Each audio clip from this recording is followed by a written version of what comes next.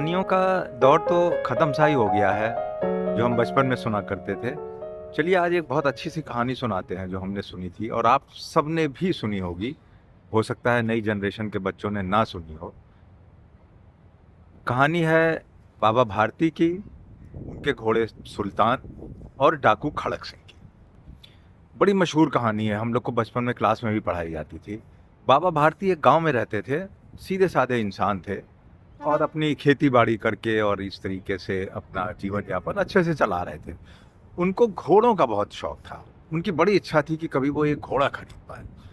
बहुत पैसा जुटा करके उन्होंने अपनी ज़मीन वगैरह बेच-वेच करके एक शानदार घोड़ा खरीदा। सफ़ेद रंग का बिल्कुल, एक मखमली चमकता हुआ सा, और वो बिल्कुल उस पर फ़िदा रहते थे। सुबह-शाम बस उसी की सेवा में लगे रहते थे और वो घोड़ा भी बहुत ही नायाब था। और उसके गुण गाते रहते थे, गाँव वालों को बिठा करके किस्से सुनाते थे, सब कुछ करते थे। और धीरे-धीरे उसके उनके सुल्तान की, मतलब कि घोड़े की चर्चा दूर-दूर तक फैलना शुरू हो गई। ये सुनते-सुनाते उस घोड़े की जो ख़ासियत थी और उसके बारे में जो सुनने में आता था, ये खबर एक वहाँ पर मशहूर डाकू खड़क सिंह हुआ करता था, उस तक पहुँची। डाकू खड़क सिंह का मन बहुत इच्छा हुई उसको देखने आने की, और वो बाबा जी के यहाँ पहुँच गया। बाबा जी के पैर छुए और आशीर्वाद लिया और कहा कि बाबा जी, मैं सुल्तान को देखना चाहता हूँ, मैंने बहुत तारीफ़ उसकी सुनी है।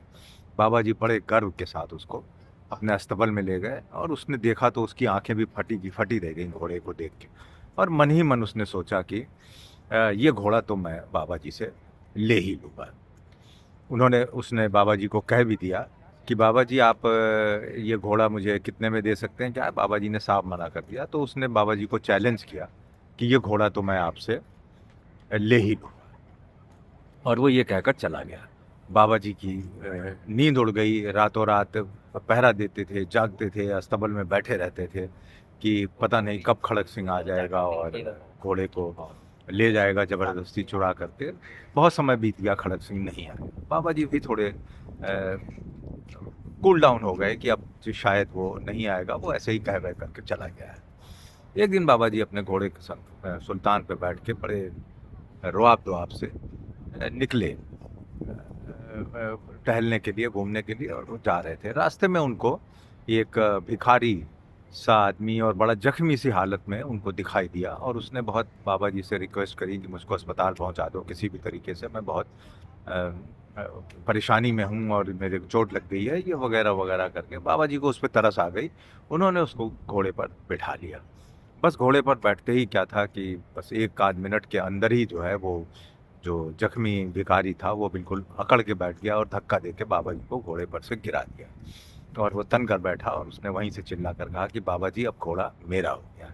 बाबा जी तुरंत समझ गए और पहचान गए कि अरे ये तो वही डाकू खड़क सिंह है।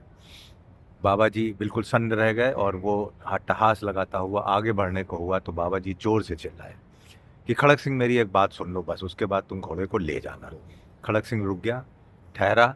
बाबा जी उसके पास आए। बाबा जी ने कहा कि खड़क सिंह, अब तो घोड़ा तुमने ले ही लिया है और मैं इसमें कुछ ज़्यादा कुछ कर नहीं सकता हूँ।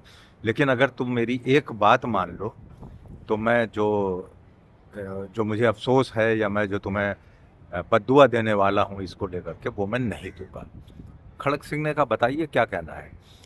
बाबा जी ने कहा कि देखो खड़क सिंह, तुम घोड़ा तो ले जाओ, लेकिन किसी को भी ये नहीं बताना कि तुमने ये घोड़ा किस तरह से हासिल किया है।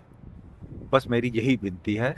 तो खड़क सिंह ने कहा, क्यों, ऐसी क्या बात है? उन्होंने कहा कि बस ये तुम मत किसी को बताना, वरना लोगों को, गरीबों पर, दयनीय लोगों पर से उनका विश्वास उठ जाएगा और वो कभी भी उनकी मदद के लिए आगे नहीं आएँगे। ये कहकर बाबा जी रुआँसे होकर के वापस अपने घर आ गए। खड़क सिंह को बात चुभ गई और उसने उसी रात दबे पाँव जा करके बाबा जी का घोड़ा सुल्तान उनके अस्तबल में जा करके बांध दिया, और उसकी आंखें भी नम थीं बाबा जी का चरित्र देख करके, और वो चुपचाप निकल आया। बाबा जी सन्नाटे में कहीं घर के कोने में बैठे हुए थे, और जैसे ही उनको सुल्तान के हिनहिनाने की आवाज़ आई, वो दौड़ के पहुँचे अस्तबल और सुल्तान को गले लगा लग कर ज़ोर-ज़ोर से रोने लगे। और एक ही सेंटेंस उन्होंने बोला कि हाँ खड़क सिंह, अब लोगों का, गरीबों से, दयनीय लोगों से, जो गिरे हुए कुचले हुए हैं, उन पर से विश्वास नहीं उठेगा। ये कहानी हमने बहुत बार सुनी और बस इच्छा हुई कि थोड़ा आप लोगों को भी सुना दूं, याद आ जाएगी जिन लोगों ने सुनी है, और जिन्होंने नहीं सुनी है वो इसको आगे आने वाली जनरेशन को कभी कभी मौका लगे तो सुनाएंगे। धन्यवाद।